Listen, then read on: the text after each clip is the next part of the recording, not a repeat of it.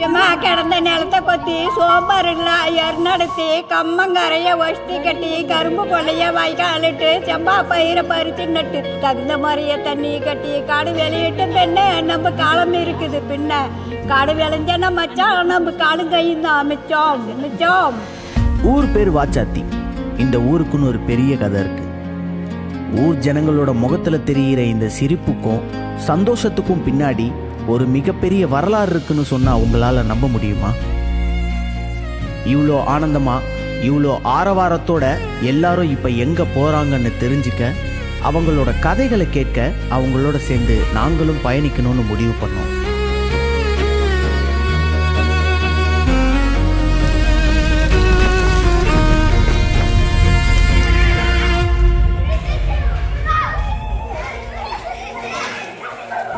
பரந்தாயி பாட்டி இவங்க இந்த கதையோட நாயகின்னு தான் சொல்லணும். இவங்க எல்லாரும் வாச்சாத்தி சம்பவத்தில் நடந்த மறக்க முடியாத அந்த கொடூர சம்பவத்தில் பாதிக்கப்பட்டவங்க. இல்லை, மன்னிக்கணும், பாதிக்கப்பட்டவங்கன்னு சொல்கிறத விட பாதிக்கப்பட்டு உடஞ்சி சுக்குநூறாயி வாழ்க்கையில் இழக்கிறதுக்கு உயிரை தவிர ஒன்றுமே இல்லைங்கிற நிலைமைக்கு போய் கூட அவங்களோட துணிச்சலான தைரியமான உறுதிமிக்க போராட்டத்தால் மீண்டு வந்தவங்கன்னு தான் சொல்லணும். சமூகம் தர அழுத்தத்திலிருந்து தப்பிக்க முடியாம தவறான முடிவுகளை எடுக்கிற தலைமுறை வாழுற இந்த காலத்துல வாழும்போதே அரசு காட்டின நரகத்தை இவங்க தாண்டி வந்தாங்க. அரசு தன்னோட ஒட்டுமொத்த பலத்தையும் திரட்டி இவங்க குரல் வலைய நெரிக்க பார்த்துச்சு. நெரிக்க மட்டும் இல்ல, அறுக்க கூட பார்த்துச்சு. ஆனா இது எதுக்கும் துளி கூட பயப்படாம துணிச்சலா போராடி வெளியே வந்தவங்க தான் நம்ம வாச்சாத்தி கிராம மக்கள். 1992 ஜூன் 20, 21, 22 அந்த 3 நாள் இந்த வாச்சாத்தி கிராமத்தில் பாதிக்கப்பட்ட மக்கள் நாங்கள் பேசுகிறோம். எங்கள் கிராமத்தில் வந்து அன்னைக்கு ஃபாரஸ்ட் போலீஸ் வந்து நீங்கள் சந்தனக்கட்டை திருடுறீங்க அப்படின்னு சொல்லி குழந்தைங்க, வயசான ஆயாங்க மனசாட்சியே இல்லாமல் அவ்வளோ ஒரு அடி அடித்து சித்திரவதைப்படுத்தி எங்களை ஏரிக்கு கூட்டிகிட்டு போகிறாங்க. வாங்க, ஏரியில் சந்தனக்கட்டை இருக்குது. 18 பெண்களையும் குறிப்பாக லாரியில் அடித்து பிடிச்சி இழுத்துட்டு போய் அந்த ஏரிக்குள்ளே தான் எங்களை இவ்வளோ சித்திரவதை பாலியல் வன்கொடுமை செஞ்சு நாங்கள் இவ்வளோ பாதிக்கப்பட்டிருக்கோம். இந்த ஆலமரத்தாண்டு தான் அந்த 105 பேரும் திகிந்தோம். எதுக்கு கூட்டிகிட்டு போகிறீங்கன்னு நான் கேட்டோம். வாடின்னா ஒரு நோணும் ஏங்க, இங்கெல்லாம் ஒரு காக்கி சட்டை போட்டுக்கிட்டீங்க, எங்களை வாடின்ற அளவுக்கு இப்படி சொல்கிறீங்க, நல்லா இருக்குதான். நான் திருப்பியும் உன்னை கேட்டால் கவனிப்பியா அப்படியேன்னு? ஏய் வாடி, நீ ஒன்றும் பண்ணல. அதே தான் வருது அவன் வாயில். போலீஸும் ஃபாரஸ்ட்டும் அப்படியே வண்டி போச்சு. துப்பாய்க்கு ஆளுங்க அப்படி வந்தாங்க. சும்மா அங்கே வாங்கன்ட்டு சொன்ன மாதிரி தான் சொன்னாங்க. எதுக்கு பேசுகிறேன்னா தான் எங்களை அடிச்சு தான் இழுத்துட்டு போனாங்க.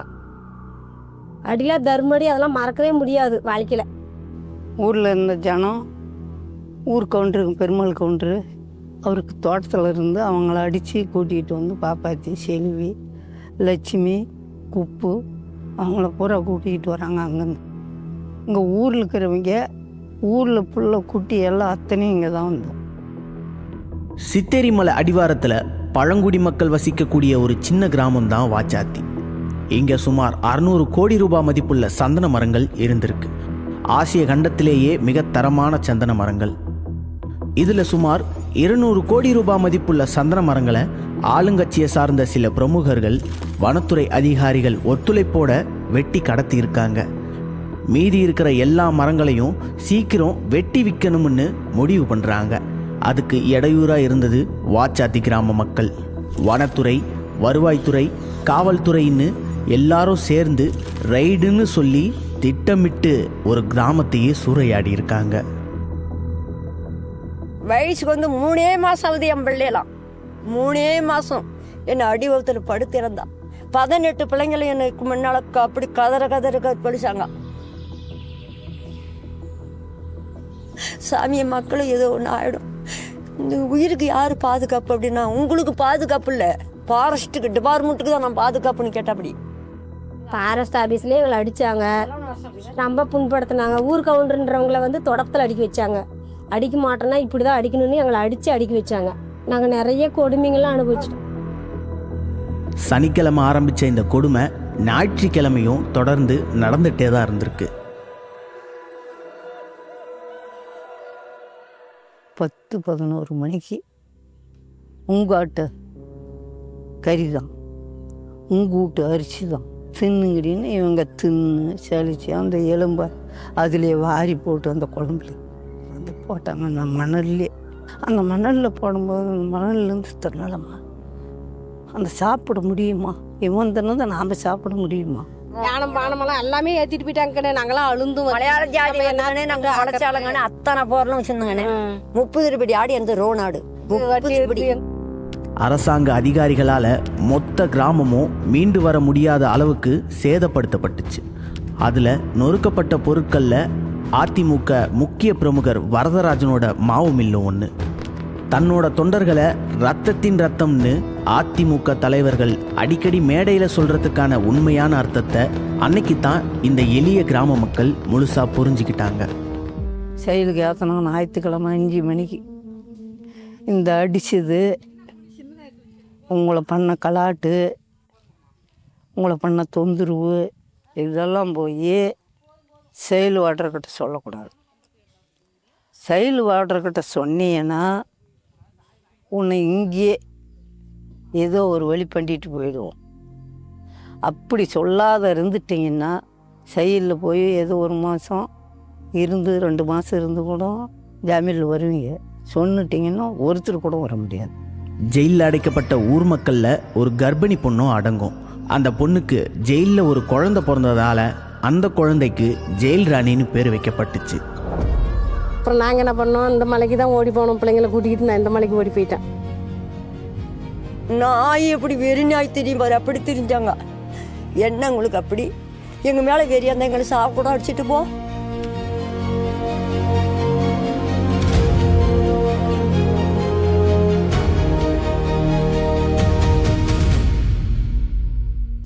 ஃபாரஸ்ட் டிபார்ட்மெண்ட்டு அந்த மக்கள் மேலே போட்டது மொத்தம் 3 கேஸு. அந்த 3 கேஸில் இது ஒரு கேஸு.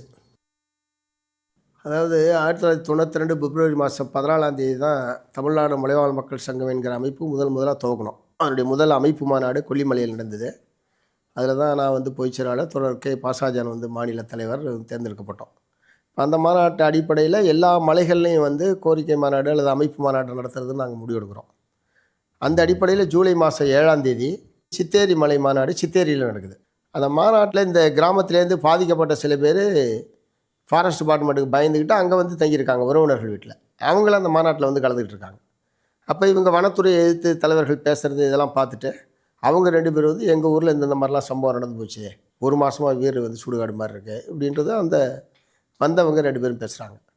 அந்த ஊரில் எங்களுக்கு அதுக்கு முன்னாடி தொடர்பு கிடையாது. அதுக்கு அந்த ஊர் இருக்கிறது எனக்கு தெரியும். ஏன்னா நான் 89 எலெக்ஷனில் அங்கே வந்து தோழர் அண்ணாமலைக்கு பொறுப்பாக இருந்து வேலை செஞ்சுருக்கேன். அப்போ அந்த ஊருக்குள்ளேயே விடலை.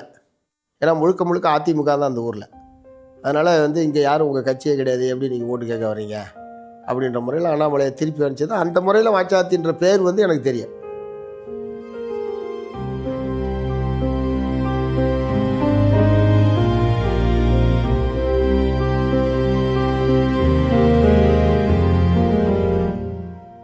அப்பாவி ஒரு பழங்குடி மக்களுக்கு எதிராக எவ்வளோ அக்கிரமமாக வன்கொடுமையில் ஈடுபட முடியுமோ, அவருடைய அதிகாரத்தை செலுத்த முடியுமோ அவ்வளோ மோசமாக செலுத்துறான். இவ்வளோ பேர் அவன் சந்திரகட்டை கடத்தினா செஞ்சான்னு சொன்னால் இன்றைக்கும் குடிசை வீட்டில் இருக்கிறான், ஓட்டு வீட்டில் இருக்கிறான், மழை பெஞ்சு அவன் வீட்டுக்கு கொட்டின்னு இருக்குது, தலைக்கு என்ன தேய்க்க முடியாமல் இருக்கிறான், நல்ல கல்வி படிக்க வைக்க முடியாமல் இருக்கிறான், வேலை வாய்ப்பு இல்லாமல் இருக்கிறான், தினக்கூலியாக இருக்கிறான். அப்போ நாங்கள் வந்து என்ன செஞ்சோம், அங்கே எதுவுமே தொடர்பே கிடையாது. அந்த மக்களுக்கு முதல்ல ஒரு நம்பிக்கை ஏற்படணும். அதனால் நம்ம வந்து உடனடியாக ஒரு ஆர்ப்பாட்டம் நடத்துவோம் அப்படின்னு நாங்கள் முடிவு பண்ணுறோம். எங்களுக்கு கிடைச்ச தகவலை வச்சுக்கிட்டு என்ன காரணமாக இருந்தாலும் பெண்களை வந்து இப்படி 100கணக்கில் ஜெயிலில் வச்சுருக்கிறத நம்மளால் ஏற்றுக்க முடியாது.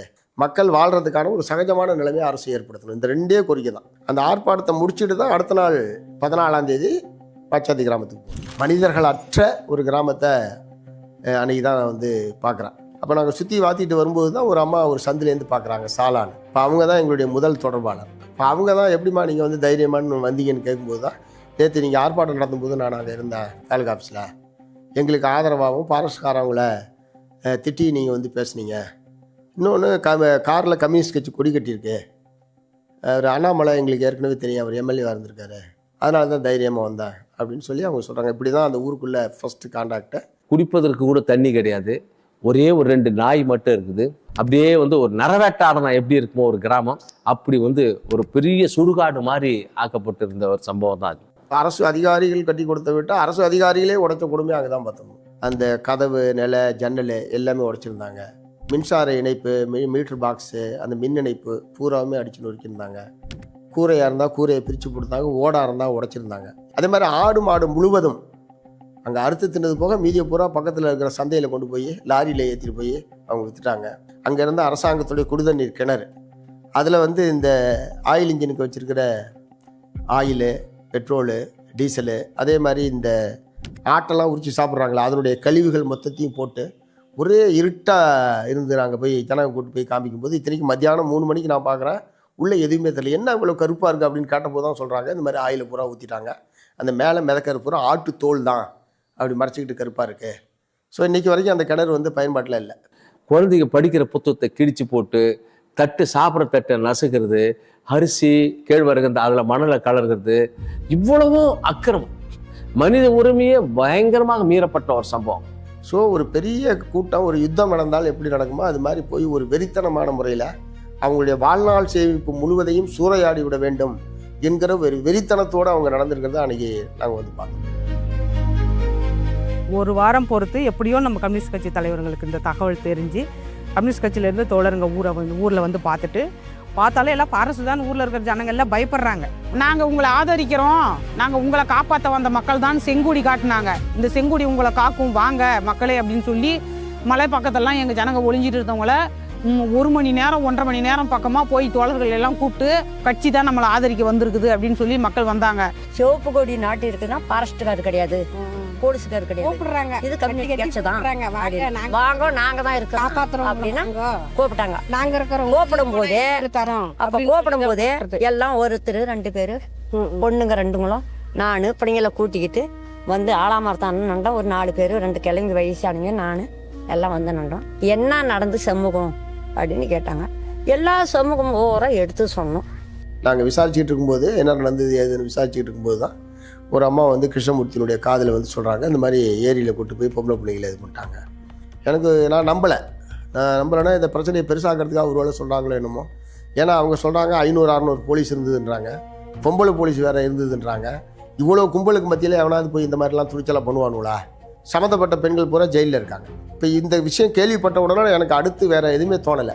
உடனடியாக அந்த பிள்ளைங்களை போய் பார்க்கணும், இது உண்மையாக இல்லையான்னு தெரிஞ்சுக்கணுன்றது மட்டும்தான் எனக்கு வந்து தோணுச்சு. அதனால் உடனடியாக சேலம் பெண்கள் சிறைச்சாலைக்கு தான் நாங்கள் நேரடியாக போனோம். அது 5 மணிக்கு மேலே ஆகிடுச்சு. இருந்தால் கூட அந்த ஜெயிலர் வந்து லலிதாபாய் என்கிற ஜெயில் வார்டன் தான் சொல்கிறாங்க, இந்த வாச்சாத்தி கைதிகள்லாம் வந்து 25 நாளைக்கு மேலே ஆச்சு, அவங்கள பார்க்க வந்திருக்கிற முதல் விசிட்டரே நீங்கள் தான், அவங்க உற்றார் உறவினர் கூட யாரும் வரல, அந்த புலிங்கள்லேயே கூட சில பேர்த்த வந்து ஃபாரஸ்ட்காரவங்க கெடுத்துட்டாங்களாம், இங்கே வந்த பிறகு கூட உதிரப்போக்கு போயிட்டு இருந்தது, நான் தான் கூப்பிட்டு போய் ஆஸ்பத்திரியில் சேர்த்து அவங்களுக்கு ட்ரீட்மெண்ட்லாம் கொடுத்து வச்சுருக்கேன், எப்படியாவது எல்லாமே சின்ன பசங்களாக இருக்காங்க, எப்படியாவது அவங்கள கூட்டிகிட்டு போயிடுங்கன்னு அவங்க இப்படி கையெடுத்து கும்பிட்டு கேட்டுக்கிட்டாங்க. அதுக்குள்ளே அந்த பிள்ளைங்கள்லாம் வந்துட்டாங்க. ஆனால் அவங்கள்ட்ட இன்றைக்கி வரைக்குமே நான் கேட்கல, அவங்கள்ட்ட கேட்க வேண்டிய அவசியமே எனக்கு ஏற்படல. வீரப்பன் தேர்தல் வாட்டிக்கு அதுக்கு எந்த சம்மந்தமும் கிடையாது. வீரப்பன் அந்த மலைக்கு வந்ததும் கிடையாது. அவருடைய இது வந்து மேற்கு தொடர்ச்சி மலை தான். அன்றைக்கி போயிட்டு இரவு 12 மணிக்கு போய் மாவட்ட ஆட்சித்தலைவரை அவர் பங்களாவில் எழுப்பி நாங்கள் கொடுத்த முதல் பெட்டிஷன் இதுதான். அப்போ அவர் சொன்னது நீங்கள் தான் முதல் எங்களுக்கு கொடுக்குறீங்கன்னா, ஆனால் அதுக்கு முன்னாடி அவருக்கு அந்த விஷயம் பூரா தெரிஞ்சிருக்கு. ஏன்னா அமைச்சர்கிட்டையும் அனுப்பும்போது அவருக்கு தெரியாமல் இருக்கிறதுக்கு வாய்ப்பு இல்லை. மலைவாழ் மக்கள் சங்கத்தின் சார்பாக பொதுநல வழக்கு ஒன்று ஹைகோர்ட்டில் கொடுத்தாங்க. அப்போல்லாம் வந்து பப்ளிக் இன்ட்ரெஸ்ட் லிட்டிகேஷன் செல்லுன்னு ஒன்று இருந்தது. அந்த செல்ல தலைமை தாங்கினது வந்து ஓய்வு பெற்ற நீதிபதி பத்மினி ஜெயசுந்தரி. அவங்க தான் மெட்ராஸ் ஹைகோர்ட்டினுடைய முதல் பெண் நீதிபதி. அவங்க ஃபஸ்ட்டு பப்ளிக் ப்ராசிக்யூட்டரும் அவங்க தான். அவங்க தலைமையில் இருந்த அந்த டீம் வந்து இது வந்து விசாரணைக்கு உகந்ததில்லை. ஏன்னா யார் மேலே குற்றம் சாட்டி இருக்கிறாங்க? Forest officials, police officials, revenue officials. இந்த டீம் மேலே சொன்ன வந்து அவங்க யாரும் அந்த மாதிரி நடந்துக்கலை, it is not fit for taking up on file அப்படின்னு சொல்லி ரிஜெக்ட் பண்ணிட்டாங்க. உயர்நீதிமன்றம் நிராகரித்த வழக்க எம்ஜிஆர் பிரசாத், வைகை உள்ளிட்டவங்க அடங்கிய வழக்கறிஞர்கள் குழு அகில இந்திய வழக்கறிஞர்கள் சங்க பொதுச் செயலாளர் ஹர்தேவ் சிங் உதவியோட அப்போதைய சிபிஐஎம் மாநில செயலாளரும் நாடாளுமன்ற உறுப்பினருமான நல்லசிவன் பேரில் உச்சநீதிமன்றத்தில் ரிட் மனுவா தாக்கல் செஞ்சாங்க. தமிழ்நாட்டுக்காக ஆஜரான வக்கீல்கிட்ட வந்து நீதிபதிகள் எம்ஹெச் கானியா தலைமையில் அவர் தான் சீஃப் ஜஸ்டிஸ். பட் ஜட்ஜஸ் வந்து என்கிட்ட கேட்டப்போ இட் இன்வால்வ்ஸ் இந்த மாதிரி ட்ரைபல் பாப்புலேஷன் அப்படின்னு சொன்னப்போ அவங்க வந்து நோ இதை வந்து நாங்கள் இங்கே கேட்டு பிரயோஜனம் இல்லை, ஏன்னா இத்தனை ஜனங்கள் இன்வால்வ் ஆகியிருக்காங்க, இத்தனை பேர் டெல்லியில் வந்து வழக்கு நடத்துறதுங்கிறது சரியாக இருக்காது, இங்கே வந்ததே இது சரியில்லை அப்படிங்கிறத எக்ஸ்ப்ரெஸ் பண்ணிவிட்டு இதை நாங்கள் மாற்றுறோன்னு சொன்னாங்க.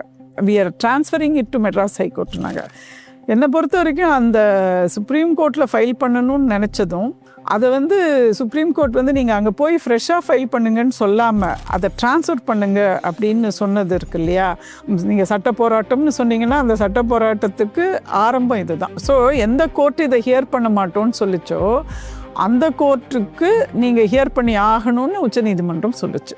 இந்த சம்பவத்தை கேள்விப்பட்ட அனைத்திந்திய ஜனநாயக மாதர் சங்கத்தை சார்ந்த மைதிலி சிவராமனும் பாப்பா உமாநாத்தும் ஜூலை 31 நேரடியாக வாச்சாத்திக்கு போய் நடந்த சம்பவங்களை எழுத்துப்பூர்வமாக எழுதி SC/ST கமிஷனர் பாமதி IAS கிட்ட புகார் கொடுத்தாங்க. ஓரிரு நாட்கள்லேயே வாச்சாத்தி கிராமத்தை நேரில் பார்வையிட்டாங்க பாமதி IAS. இப்படி ஒரு சம்பவம் நடந்திருக்குன்னு கேள்விப்பட்டு ஒரு IAS அதிகாரி பார்வையிட வராங்கன்னு தெரிஞ்சும் அந்த மாவட்ட கலெக்டர், SP, தாசில்தார்னு ஒருத்தர் கூட அங்கே வரல. அங்கேயும் கம்யூனிஸ்ட் கட்சி தோழர்களோட உதவியாலும் ஒத்துழைப்பாலும் பாமதி IAS கள நிலவரத்தை பார்த்து ஆய்வு பண்ணி ஒரு அறிக்கையை உருவாக்குறாங்க. அந்த அறிக்கை தான் இந்த வாச்சாத்தி வழக்கு CBIக்கு மாற முக்கிய காரணமாக இருந்துச்சு. இவங்க பாமதி IAS வந்தபோது அந்த பகுதியினுடைய EB லைன்மேன் காளியப்பன் என்பவர், அவர் CIT உறுப்பினர். அவர் வந்து அந்த சம்பவம் நடந்தோடனே இவர் தான் லைன்மேன்ன்றதுனால இயல்பாக அவர் அங்கே போகணும்ல, லைட் ஏரியில் இதே இல்லைன்னு போய் பார்க்கும்போது தான் கண்ட காட்சி, எந்தெந்த மீட்டர் பாக்ஸ் உடச்சிருந்தது, லைட்டு எவ்வளோ உடச்சிருந்தது, லைனை எப்படி அறுக்கப்பட்டிருந்தது என்பது சம்பந்தமாக ஒரு எழுத்துப்பூர்வமான புகாரை பாமதி IAS கிட்ட அவர் வந்து கொடுத்தாரு. CIT உறுப்பினர் என்பதனால தான் தைரியமாக தனக்கு நேரக்கூடிய அந்த பாதிப்பை பற்றி கவலைப்படாமல் அரசுக்கு எதிராக, ஏன்னா அவருடைய பொறுப்பில் இருக்கக்கூடிய கிராமம், அவருடைய பொறுப்பில் இருக்கிற மீட்டர் தான் உடஞ்சிருக்கு, இதாக இருக்கின்ற முறையில் அவர் எழுத்துப்பூர்வமாக கொடுத்த ஒரு புகார். இது ரொம்ப முக்கியமான ஒரு எவிடன்ஸ். பாமதி IASக்கு நேராக ஆர்டரை போட்டு பாமதி IAS இங்கே வந்து பெண்களை வீடு விட எல்லாம் என்கொயரி போடுறாங்க. அவங்களை என்கொயரி பண்ணி அவங்க அறிக்கையை எடுத்துக்கிட்டு போகும்போது திமுகவை சார்ந்தவங்க எல்லாமே பாமதி IASஐ கொலை பண்ணுறதுக்கு ரெடி பண்ணிட்டாங்க. ஏன்னா ஒரு IAS SC/ST கமிஷன் மெம்பரு அவங்கள கொலை பண்ணுறது கூட திமுகவில் வேலை செஞ்சவங்க தயாராக இருந்தாங்கன்னு வச்சிங்களேன். அவ்வளோ மோசமான நடவடிக்கைகள் இருந்தாங்க. பதில் தாக்கல் பண்ணுறாங்க இல்லையா எதிர்மனுதாரர்கள், கவர்மெண்ட்டு எல்லாத்துலேயும் டெஸ்பைட் த ரிப்போர்ட், அந்த பாமதி IASனோட ரிப்போர்ட் இருந்தாலும் அவங்க கொடுத்ததில் எல்லாத்துலேயுமே கலெக்டராக இருக்கட்டும், மற்றவங்களா இருக்கட்டும், டிபார்ட்மெண்ட்ஸாக இருக்கட்டும், இப்படி ஒரு சம்பவமே நடக்கலைங்கிறது மட்டும்தான். நாங்கள் 10 பக்கம் கொடுத்துருப்போம் நடந்த விவரங்களெல்லாம் சொல்லி, அவங்க 2 பக்கத்தில் பதில் தாக்கல் பண்ணியிருப்பாங்க. அன்றைக்கி இருந்த முதலமைச்சர் ஜெயலலிதா அந்த அம்மா அப்படி ஒரு சம்பவமே நடக்கலைன்னு சொல்லி சட்டமன்றத்தில் அவங்களும் சொல்லிட்டாங்களா. சம்பவம் 20, 21, 22 நடக்குது. 22 வனத்துறை அமைச்சர் செங்கோட்டையன் அவர்கள் அரூருக்கு வராரு. அவரை நேரடியாக பார்த்து கிராம மக்களில் ஒரு பகுதியினர் கையெழுத்திட்ட அதிமுக கிளை செயலாளருடைய புகார் மனு இதை வந்து அப்போது தீக்கதிர் பத்திரிகையில் இந்த முழுசா நாங்கள் வந்து இதை பரிசோதித்ததுக்கு பிறகுதான் அரசு தரப்பிலிருந்து இந்த முற்றிலும் மறுப்பது என்பதிலேருந்து ஒரு அவங்க சமாளிக்கிறது என்கிற நிலைமைக்கு தள்ளப்பட்டதற்கு இந்த மனு ஒரு முக்கியமான காரணம்.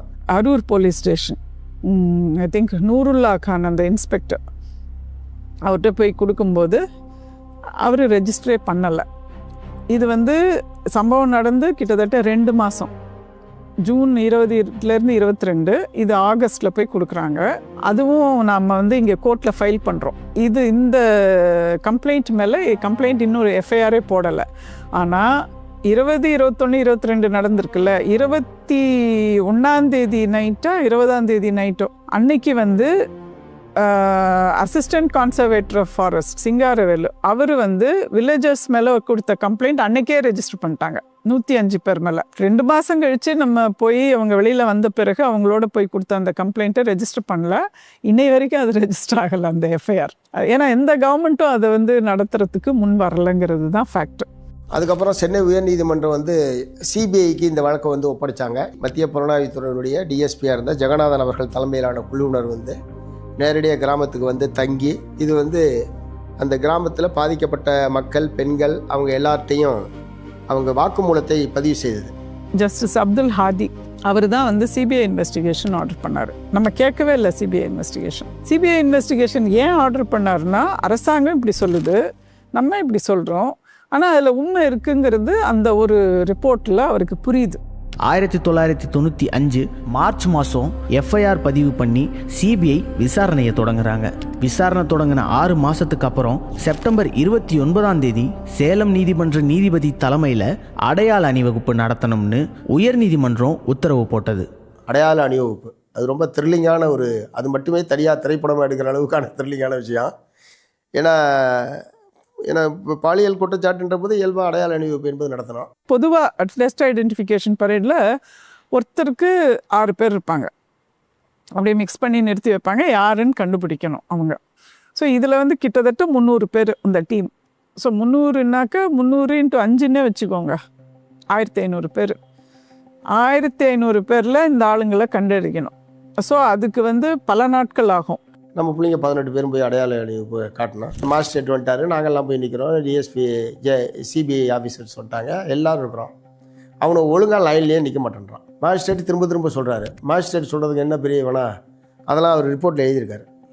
சாயந்தரம் வரைக்கும் வரிசையிலே இவரால் நிற்க வைக்க முடியல, பல பேர் தண்ணி போட்டிருக்காங்க. அதையும் சொல்கிறாரு எங்கள்கிட்ட. இந்த 3 மத்தியில் நான் பிள்ளைங்களை கூட்டிகிட்டு போய் என் கண்ணு முன்னாலேயே திரும்ப ஏதாவது ஒன்று அசம்பாவிதம் நடந்து போச்சுன்னா நான் வந்து உயிரோடையே இருக்க மாட்டேன். நீங்கள் தயவுசெய்து பிள்ளைங்களை பத்திரமா கூப்பிட்டு போயிடுங்க, நான் ஹைகோர்ட்டுக்கு எழுதிடுறேன், ஹைகோர்ட் முடிவு பண்ணிட்டோம் அப்படின்னு சொல்லிட்டு எங்கள்கிட்ட பிள்ளைகளை ஒப்படைச்சிட்டு நாங்கள் கூட்டிகிட்டு வந்துட்டோம். அன்றைக்கி அந்த அடையாள அணிவகுப்பு என்பது அப்படி இதாகி போச்சு. ஃபர்ஸ்ட் டைம் நடக்கும்போது அடையாள அணிவகுப்பில் எங்களை நாக்கை கடிக்கிறதுமா மிரட்டுறதுமா இப்படி தலையை அசைக்கிறதெல்லாம் மிரட்டினாங்க. அப்போ வந்து சலசலப்பு ஏற்பட்டுச்சு. இவங்கெல்லாம் வந்து கட்சிக்காரர் சொல்லி கொடுத்து தான் அங்கே சாட்சி சொல்ல வந்திருக்கிறாங்க அப்படின்னு நீதிபதிக்கு முன்னாடியே சொல்லி பாதி நாள் அந்த இது வந்து அணிவகுப்பு என்பது நின்று போச்சு. அதுக்கப்புறம் திரும்ப கோர்ட்டுக்கு போய் கோர்ட்டு வந்து ரொம்ப சிவியரான ஆர்டர் டிஜிபிக்கும் பிரின்சிபல் சீஃப் கன்சர்வேட்டருக்கும் ஆர்டர் போடுறாங்க. உங்கள் ஆட்கள் இதில் வந்து முழுமையாக ஒத்துழைக்கிறதுக்கு நீங்கள் தான் பொறுப்பு அப்படின்னு சொல்லி ஒரு ஐஜி தலைமையில் 100க்கும் மேற்பட்ட காவல்துறையினரை போட்டு பாதுகாப்புக்கு. இந்த ஊத்தங்கர மாஜிஸ்ட்ரேட்டுக்கு பதிலாக சேலம் டிஸ்ட்ரிக்ட் ஜட்ஜி அவர் வந்து இந்த ஐடென்டிஃபிகேஷன் பரேடை நடத்தணும்னு அதை மாற்றி, அதே மாதிரி 1500 பேர் ஒன்றா நிற்கிறதுக்கு பதிலாக 50 பேர்த்துக்கு ஒரு ஆள் அப்படின்ற மாதிரி அதெல்லாம் கொஞ்சம் மாடிஃபை பண்ணி ஒரு ஆர்டர் போடுறாங்க ஹைகோர்ட். முதல்ல வந்து 5 பேர்த்துக்கு ஒரு ஆள், இப்போ 50 பேர்த்துக்கு ஒரு ஆள், அதில் போய் அடையாளம் காமிக்கணும். ஆக்சுவலாக நமக்கு ரொம்ப சிக்கல் தான். கிருஷ்ணகிரி கோர்ட்டு அடையாளம் இன்னைக்கு அடையாளம் காமிச்சுன்னா நாளைக்கு மீசி அடிச்சுட்டு வந்துடுவான். உங்கள் மாதிரி அந்த அடையாளத்தை 300 அடையாளத்தை காமிச்சுன்னா மொட்டை அடிச்சுட்டு வருவாங்க. மீண்டும் 2வது முறை செய்ய அணிவகுப்புக்கு போகும்போது தான் பிள்ளைங்களுக்கு இனிமேல் பாதுகாப்பு இல்லை, எங்களை கொல்லலாம் முயற்சி பண்ணாங்க, ஒரே கலவரம், ஃபாரஸ்ட் போலீஸ் எல்லாம். அப்போ 2வது டைம் நடக்கும்போது ஒரு போலீஸு முன்னாடி ஜட்ஜி ஐயா, இடையில நாங்கள் பின்னாடி வந்து ஒரு போலீஸ் இருந்தாங்க. அந்த மாதிரி போய் தான் அடையாளம் காட்டணும். எங்களை அந்த பாலியல் வன்கொடுமைக்கு ஆளாக்கப்பட்டவன் இவன் தான் அப்படின்னு சொல்லி அடையாளம் காட்டணும். எதிர்த்து அப்பியர் ஆகிறவங்க கவர்மெண்ட் அட்வொகேட்ஸாக தான் இருப்பாங்க. ஏன்னா எல்லாமே கவர்மெண்ட் டிபார்ட்மெண்ட்ஸ் இல்லையா, கவர்மெண்ட் டிபார்ட்மெண்ட்ஸு அவங்க தான் ரெப்ரசன்ட் பண்ணுவாங்க. அதை ரெப்ரசன்ட் பண்ணுவவங்க தான் முதல்ல வந்து கை கொடுத்தாங்க. டிஎஃப்ஓ ஒருத்தர் வந்திருந்தார். அவர் வந்து என் கையை பிடிச்சிக்கிட்டு சொன்னது, நான் வந்து இந்த ஆட்கள் பூரா அந்த பகுதியில் தான் வேலை செஞ்சுருக்கிறான், அதனால் வேண்டியவன் வேண்டாதவன்ற முறையில் யாரெல்லாம் பழி வாங்கணும்னு நினைக்கிறீங்களோ எல்லாத்தையும் உங்கள் பிள்ளைங்க அடையாளம் காமிச்சின்னு நான் நினச்சிக்கிட்டு இங்கே வந்தேன். ஆனால் எவன் தப்பு பண்ணானோ அவனை மட்டும்தான் உங்கள் பிள்ளைங்க அடையாளம் காமிச்சிருக்கு. இதில் கூட நீங்கள் ரொம்ப நேர்மையாக கம்யூனிஸ்டுகளிங்கிற மாதிரி நடந்துக்கிட்டீங்க, என்னுடைய பாராட்டுகள் சார்னு கடைசி 5வது நாள் கை கொடுத்துட்டு தான். ஆனால் நமக்கு அவசியம் இல்லை, யாரையும் பழிவாங்கணுன்ற நோக்கத்தோடு நம்ம வந்து இந்த இதில் தலையில்லை. நமக்கு வந்து பாதிக்கப்பட்டவங்களுக்கு நீதி வேணும், நிவாரணம் வேணும், சம்மந்தப்பட்ட குற்றவாளிகள் தண்டிக்கப்படணும் என்பதை தாண்டி பழிவாங்க வேண்டும் என்கிற முறையில் கடுகளவு நோக்கம் கூட நமக்கு கிடையாது. பெயிலுக்கு அப்ளை பண்ணவங்கலாம் இருக்கிறாங்க. அப்பீல் வந்தப்போ அந்த வக்கீல்கள் தான் வந்து கிரிமினல் அப்பீல் வந்து டிஸ்மிஸ் ஆன உடனே, தான் போட்ட வழக்கு டிஸ்மிஸ் ஆன உடனே கூப்பிட்டு பாராட்டு சொன்னவங்களும் அடங்கும் அதில். அப்போ ஆட்சியில் இருந்தது அதிமுக அரசாங்கம். அப்போதைய வனத்துறை அமைச்சர் செங்கோட்டையனும் அவரோட ஆதரவாளர்களும் இந்த சம்பவத்தை மூடி மறைக்க பல முயற்சிகள் செய்தாங்க. எங்களை கொலை பண்ணுறதுக்கான முயற்சிகள்லாம் நடந்தது ஆரம்பத்தில். ஏன்னா அதிமுக ஆட்சி தானே தொடர்ந்து நடந்துட்டு இருந்தது. அப்போ அவர் வந்து ஒரு நாள், என்ன உங்களோட பெரிய தொல்லையாக இருக்கு, எங்களை இந்த அண்ணாமலை சண்முகத்தோட பெரிய தொல்லையாக இருக்கு, அவனை ஏதாவது ரோட்டில் போகும்போது ஒரு ஆக்சிடென்ட் பண்ணி முடிங்கப்பா அப்படின்னு சொல்லி அவனோட முடிச்சுட்டா அப்புறம் மற்றதெல்லாம் நம்ம பார்த்துக்கலாம் அப்படின்ற முறையில் அவர் ஃபோனில் அப்போல்லாம் ட்ரங்க் புக் பண்ணி தானே பேச முடியும். அப்போ அந்த ட்ரங்க் புக்கிங்கில் இருந்த நம்முடைய பிஎஸ்என்எல் ஊழியர்கள் அதை ரெக்கார்ட் பண்ணி எங்கள்கிட்ட வந்து கொடுத்து, அப்புறம் அதை வந்து நாங்கள் அம்பலப்படுத்தி தமிழ்நாடு பூரா இந்த செங்கோட்டையனுடைய இந்த கொலை முயற்சி, கொலை தூண்டுதல்ன்றதுக்கான எதிராக ஒரு கண்டன ஆர்ப்பாட்டம் தமிழ்நாடு பூரா கட்சியின் சார்பில் நடந்துவிட்டு அப்படி தான் அது வந்து நாங்கள் தப்பிச்சோம். ஒரு வேளை இல்லைன்னா நான் அப்படி உட்காந்து பேசிகிட்டு இருக்க மாட்டேன், அப்பயும் பிடிச்சிருப்பாடுவேன். அதில் பிஎஸ்என்எல் ஊழியர்களுடைய அந்த உதவி பெரிய உதவி. நான் ஒரு நாள் சாட்சிகள் எடுத்து போய் நீதிமன்றத்தில் கிருஷ்ணகிரியில் சொல்லிவிட்டு 10 மணி ஆயிடுச்சு. நான் வாச்சாத்துக்குள்ளாரப்போ அந்த பெண்கள் அவங்களெல்லாம் விட்டுட்டு நான் ஒரு 10:30 மணிக்கு திரும்புகிறேன் காரில். பேதாத்தம்பட்டி வந்தவரை யுவராஜன் சொல்லிட்டு அன்றைக்கி டிஎஃப்ஓ, இப்போ பிசிஎஃப் வந்து ரிட்டையர்ட் ஆகிட்டு இருப்பார்னு நினைக்கிறேன். அப்படியே என் காரை மறிச்சிட்டாங்க. மறிச்சிட்டு ஒரு ரேஞ்சர், இளங்கோன்னு ஒரு ரேஞ்சர், இன்னொருத்தர் ஒரு துப்பாக்கி எடுத்து இங்கே வச்சுட்டான்.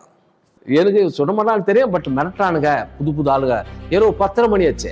பிரேடு கூட்டி போகிற வனத்துறை அமைச்சர் செங்கோட்டை அங்கேயே ரூம் போட்டு தங்கி ரவுடிகளை ஏவி விட்டு இவங்களை கொலை பண்ணுறதுக்கு முயற்சி பண்ணார். நம்ம கட்சி தோழர்கள், அங்கே சிஐடி சார்ந்த தோழர்கள், வாலிபர் சார்ந்த தோழர்கள், மார் சார்ந்த தோழர்கள் எல்லாம் முன்னாடி நிறுத்தி இந்த பக்கம் 1000 பேர், இந்த பக்கம் 1000 பேர், இந்த வாச்சாத்தி பெண்களை நடுவில் நிறுத்தி ஊர்வலமாக கூட்டிகிட்டு போவாங்க கோர்ட்டுக்கு. அப்புறம் ஆட்டோ தொழிற்சங்கம் அவங்க எல்லாம் ஆட்டோ ஓட வந்துட்டாங்க. எல்லாமே எந்த சின்ன கீரல் கூட அவங்க மேலே விழக்கூடாதுன்னு சொல்லி ரொம்ப வலுவாக கட்சியில் விடுபட்டுச்சு. பல மிரட்டல்களை தாண்டி அடையாளம் காட்டப்பட்ட குற்றவாளிகள் உடனடியாக சிறையில் அடைக்கப்பட்டாங்க. 96 கலைஞர் தலைமையில் திமுக ஆட்சி என்பது வந்துருச்சு. இதுக்கிடையிலே சிபிஐ வந்து குற்றப்பத்திரிகை தாக்கல் பண்ணி குற்றவாளிகளை கைது பண்ணி ஜெயிலில் போடுறாங்க, கோயம்புத்தூர் மத்திய சிறையில். அன்றைக்கே வந்து அந்த தருமபுரி, சேலம், கிருஷ்ணகிரி, அரூர் இந்த ஏரியா பூரா சாலை மறியல் நடக்குது. சாலை மறியல் நடத்துறது யாருன்னா குற்றவாளிகளுடைய உறவினர்கள். இந்த 269 பேருமே அரசு பணியில் இருக்கிறவங்க. ஸோ அவங்கள பிடிச்சி உள்ளே போட்டிருக்கும்போது அவங்களுடைய உற்றார் உறவினர்கள், மனைவிமார்கள்லாம் மறியல் பண்ணுறாங்க. உடனே கலைஞர் வந்து தலையிட்டு மறுநாள் காலையில் அவங்கள பூரா ரிலீஸ் பண்ணிடுறாங்க. இந்த மாதிரி ஒரு சம்பவம் இந்தியாவில் எங்கேயுமே நடந்திருக்காது. ஏன்னா ஒரு நீதிமன்றத்தின் மூலமாக உள்ளே போகக்கூடிய குற்றவாளி திரும்ப நீதிமன்றத்தின் மூலமாக அது ஜாமீன்லேயோ விடுதலை பெற்றோ வர முடியுமே தவிர அரசு தன்னுடைய அதிகாரத்தை பயன்படுத்தி குற்றவாளிகளை வெளியே விடுறது என்பது இதுவரைக்கும் நடந்திருக்காது. ஆனால் இந்த வழக்கில் அவர் முதலமைச்சர் கருணாநிதி அவர்கள் தலையிட்டு அனைவரும் மறுநாள் காலையிலேயே சிபிஐ ரிமாண்ட் செய்யப்பட்ட குற்றவாளிகளை விடுதலை பண்ணிட்டாங்க. அது திமுக செஞ்ச ஒரு மிகப்பெரிய தவறு. 19 வருஷமா ரோட்லையும் நீதிமன்றத்திலையும் நம்பிக்கையோட போராடியதோட விளைவா 2011 செப்டம்பர் 29 அன்னைக்கு தருமபுரி மாவட்ட முதன்மை அமர்வு நீதிமன்றம் வாச்சாத்தி வழக்கில் குற்றம் சாட்டப்பட்ட வனத்துறை, வருவாய்த்துறை, காவல்துறை அதிகாரிகள் உட்பட 269 பேரும் குற்றவாளிகள் தான் தீர்ப்பு கொடுத்துச்சு. பாலியல் வன்கொடுமையில் ஈடுபட்ட அரசு அதிகாரிகள் 17 பேருக்கு 10 ஆண்டுகள் கடுங்காவல் தண்டனை அறிவிப்பு வெளியாச்சு. இந்த தீர்ப்பை எதிர்த்து சிலர் சென்னை உயர்நீதிமன்றத்தில் மேல்முறையீடு செஞ்சாங்க. வழக்கை விசாரித்த நீதிபதி வேல்முருகன் வாச்சாத்தி கிராமத்தை நேரில் பார்த்தது மட்டும் இல்லாமல் 2023 செப்டம்பர் 29 அன்னைக்கு மேல்முறையீட்டு மனுக்களை தள்ளுபடி பண்ணார். பாதிக்கப்பட்ட 18 பேருக்கும் 10 லட்சம் ரூபாய் இழப்பீடும் அவங்க குடும்பத்தில் ஒருத்தருக்கு அரசு வேலை கொடுக்கவும் உத்தரவு போட்டார். 269 பேரும் குற்றவாளிகள் தான் என்ற தீர்ப்பு திரும்பவும் உறுதி செய்யப்பட்டுச்சு.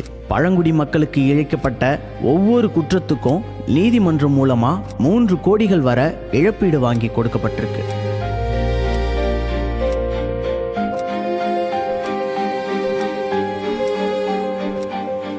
அப்போது 92ஆம் ஆண்டு தருமபுரி மாவட்ட ஆட்சித்தலைவராக இருந்த தசரதன் ஐஏஎஸ், மாவட்ட காவல் கண்காணிப்பாளராக இருந்த ராமானுஜம் ஐபிஎஸ், அவர் வந்து பின்னாடி தமிழ்நாடு காவல்துறையினுடைய இயக்குநராக டிஜிபியாக பதவி உயர்வு ஜெயலலிதாவால் வழங்கப்பட்டு அப்புறம் ஓய்வு பெற்றவர். இவர்கள் 2 பேருமே குற்றவாளிகள். ஏன்னா இவங்க தான் மக்களை பாதுகாக்க வேண்டியவங்க.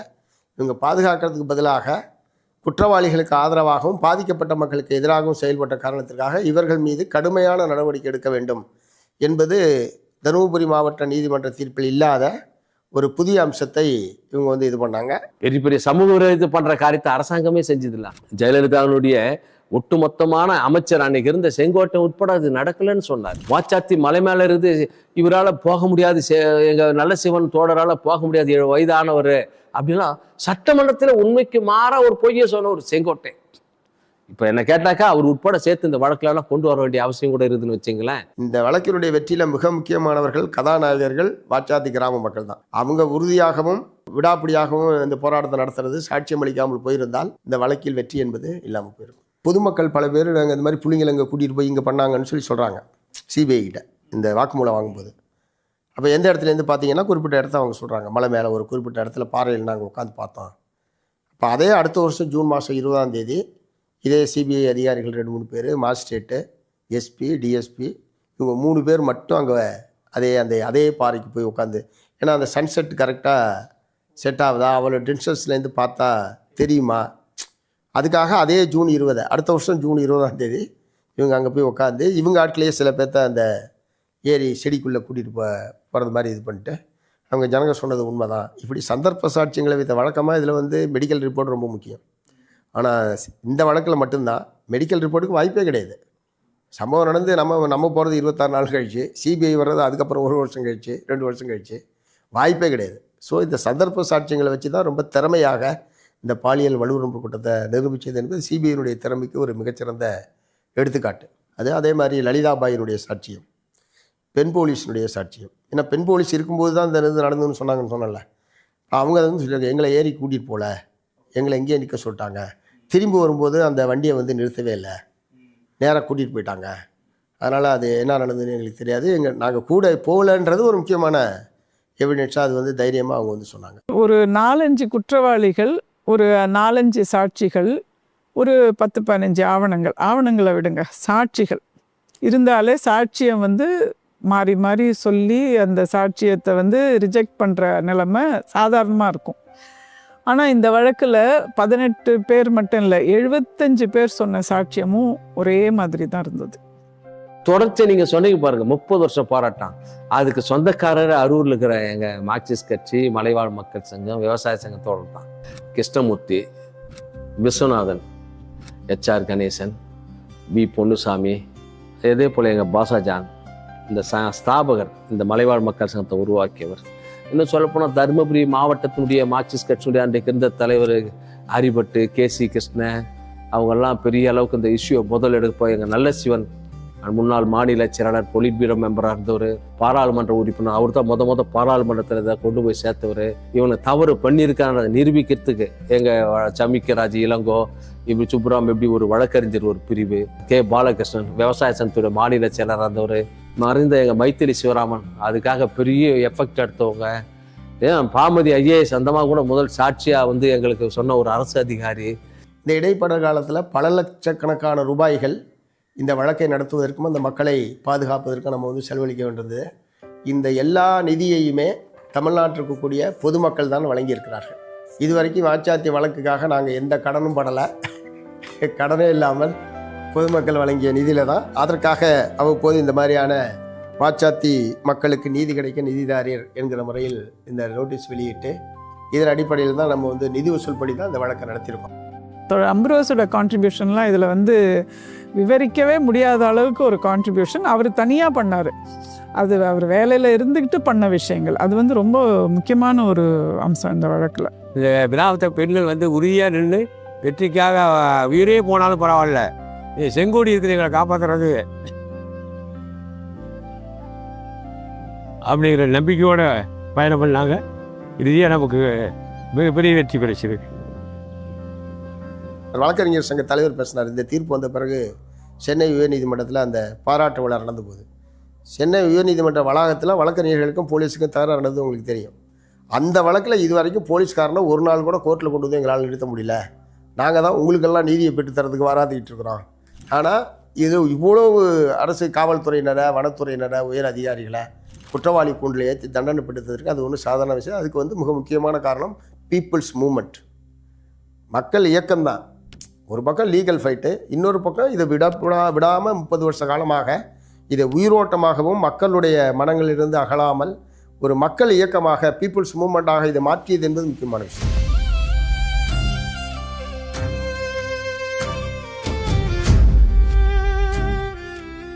அந்த அதிகாரம் தான் கையில் இருக்கிறதுனால எதுனாலும் செய்யலாம் அப்படின்றதுக்கு ஒரு சவுக்கடி அடிச்சிருக்கிற ஒரு தீர்ப்பு.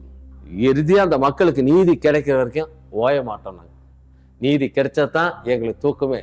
இதில் உதவி செய்ததில் சிஐடியினுடைய பங்களிப்பு ரொம்ப முக்கியமானது. என்னென்னா அந்த ஜனங்க யாருமே எதுவுமே கிடையாது, நான் சொல்லலை, எல்லாமே உடச்சி போட்டாங்கன்னு. திரும்ப அவங்க வாழ்க்கையை துவங்கணுன்னா நம்ம ஏதாவது கொடுத்தா தான் துவங்க முடியும். ஒரு கிளாஸ் தண்ணி குடிக்க கூட கிளாஸ் கிடையாது. இந்த சூழ்நிலையில் அப்போது தலைவராக இருந்த தொலை ஏ சவுந்தரராஜன், போக்குவரத்து ஊழியர் சங்கத்தினுடைய தலைவராக அப்போது அவர் இருந்தார். அவங்க கால் கொடுத்து தமிழ்நாட்டில் எல்லா பஸ் ஸ்டாண்ட்லேயும் உண்டியல் அடித்தாங்க. போக்குவரத்து ஊழியர்கள் உண்டியல் அடித்து ஒரு பெரிய லாரி நிறையா பொருளை ஏற்றிட்டு வந்தார் ஏஎஸ். ஒரு பெரிய லாரியில் அலுமினிய பாத்திரம், சமைக்கிறதுக்கு, தண்ணி வைக்கிறதுக்கு, குடிக்கிறதுக்கு, சாப்பிட்றதுக்கு தட்டு, அதை பூரா கொடுத்துட்டு கையில் இருந்த 5000 பணத்தை கொடுத்து வழக்கு நிதியாக வச்சிங்கன்னு அவங்க மறுவாழ்வை துவக்குவதற்கான ஒரு அடிப்படையை ஏற்படுத்தி கொடுத்தது சிஐடி.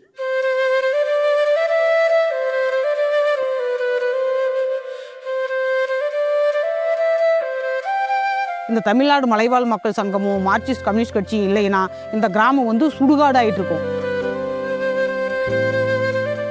அவங்க யார் எத்தனை பேர் என்ன செஞ்சாலும் சரி, அவங்க தான் எங்களுக்கு தெய்வமாக. நாங்கள் உயிர் உள்ள வரைக்கும் அவங்க தாங்க நினைக்கலாம். கட்சிக்காரர் எல்லாருமே வருவாங்க, எல்லா உதவியுமே இன்னுமே அவங்களே தான் செய்கிறாங்க. 30 வருஷத்துக்கு மேலே ஆயிடுச்சு. எங்க கட்சி எப்போ எங்க ஊருக்குள்ள அந்த செங்கோடி பறந்ததோ அன்னைக்கே ஒரு போலீஸ், ஃபாரஸ்ட் எவனுமே எங்க ஊருக்குள்ள கால் வைக்கிறதில்ல. நாங்க தைரியமா நடமாடி எங்க கட்சியினுடைய கட்டுப்பாடு அந்த மாதிரி. எங்க கட்சிக்கு பயந்து எவனுமே வரது கிடையாது. எங்களை உயிர் காத்துவங்க அவங்க தான். அவங்கள எப்பவுமே நாங்கள் சாகிற வேலை மறக்கவும் முடியாது. நாங்கள் நினைக்காம இருந்ததும் இல்லை. சாமி நினைக்கிற மாதிரிலே அவங்கள நினைக்கிறோம். சண்முக தலைவரில் 3 நாள் ஒன்றா வரணும் அப்படி பட்டினே அந்த அப்படி இந்த உயிர் தண்ணி குத்துற மாதிரி குத்துனாங்க. அரூரில் படுக்க வச்சு டில்லி பாப்பில் அப்படியே கத்து இந்த தொண்டையெல்லாம் மக்கி போயிடும். அவங்க வீட்டில் சும்மா விட்டுட்டு போனால் இங்கே தான் நைட்டு போகல இங்கே தான் இருப்பாங்க.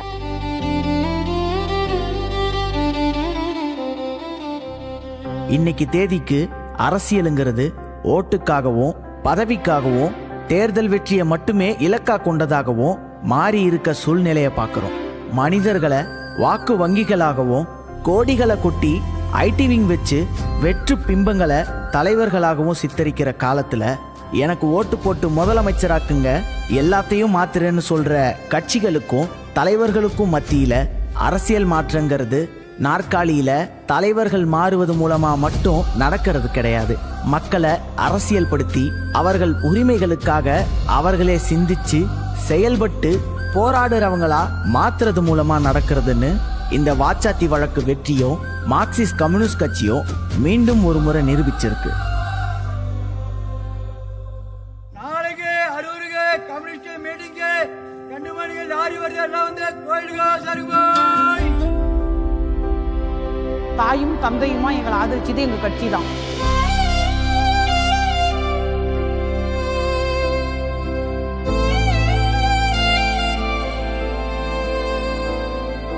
வீழ்ந்த இடத்துல மீண்டு நின்னோ, மண்ணின் வரலாற தாங்கி நின்னோ, எங்க வலிகளை நாங்க சுமந்து நின்னோ, அதிகாரத்தை முறை எதிர்த்து நின்னோ, கனவாயிருந்த பாதை இப்போ வெற்றி வழியாய் மாறுதே. சின்ன சின்ன தீப்பொறி எரி மலையாய் மாறுமே. எங்க மண்ணுல வீசும் காத்தையெல்லாம் எங்க வரலாறு சொல்லும் ஐயா. அந்த ஆலமரமும் கோவில் சாமியும் வழிகளின் சாட்சியா. இந்த ஊரை காக்கும் எங்க காவல் கொடி, நம்ம உறவை காக்கும் இந்த தொப்புள் கொடி.